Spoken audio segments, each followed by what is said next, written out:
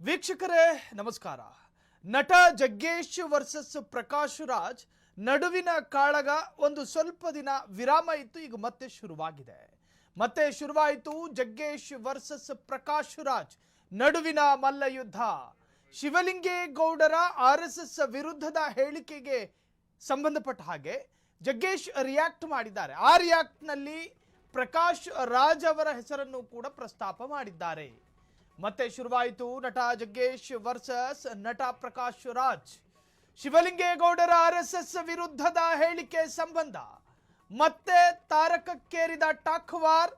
ಸಂಘ ಪರಿವಾರ ಕೇವಲ ಬ್ರಾಹ್ಮಣರಿಗೆ ಮಾತ್ರ ಸೀಮಿತ ಆಗಿಲ್ಲ, ಯಾರು ಬೇಕಾದರೂ ಬರಬಹುದು, ಯಾರು ಬೇಕಾದರೂ ಆರ್ಎಸ್ಎಸ್ ಸಂಘಕ್ಕೆ ಬರಬಹುದು. ಜಗ್ಗೇಶ್ ಹೇಳಿಕೆ ಇದು. ಪ್ರಕಾಶ್ ರಾಜ್ ನೀವು ಕೂಡ ಬನ್ನಿ ಎಂದ ಜಗ್ಗೇಶ್, ನೀವು ಕೂಡ ಬರಬಹುದು. ಮತ್ತೆ ಶುರುವಾಯಿತು ಜಗ್ಗೇಶ್ ವರ್ಸಸ್ ಪ್ರಕಾಶ್ ರಾಜ್ ಕಾಳಗ.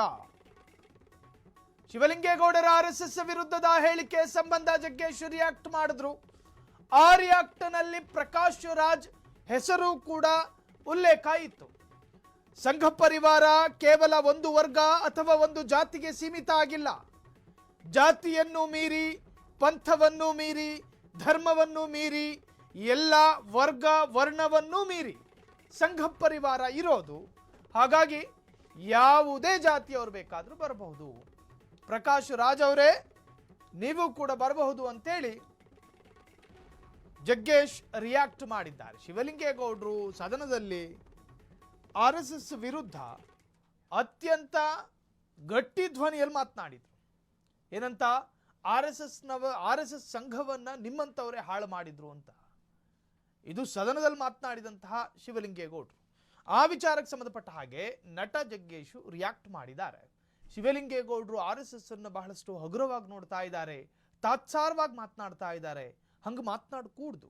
ಆರ್ಎಸ್ಎಸ್ನ ನೀವು ಅರಿತುಕೊಳ್ಬೇಕು ಅಂದ್ರೆ ಆರ್ಎಸ್ಎಸ್ಗೆ ಬರಬೇಕು, ಸಂಘದ ಪ್ರಧಾನ ಕಾರ್ಯಾಲಯಕ್ಕೆ ಬರಬೇಕು, ಅಲ್ಲಿನ ಕಾರ್ಯಚಟುವಟಿಕೆಗಳನ್ನು ಗಮನಿಸಬೇಕು.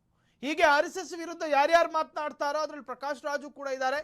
ನೀವು ಬೇಕಾದರೆ ಆರ್ಎಸ್ಎಸ್ಗೆ ಬರಬಹುದು ಅಂತೇಳಿ ಬಹಿರಂಗವಾಗಿ ಪಂಥಾಹ್ವಾನ ಮಾಡಿದ್ದಾರೆ ನಟ ಜಗ್ಗೇಶ್, ಜೊತೆಗೆ ರಾಜ್ಯಸಭಾ ಸದಸ್ಯ.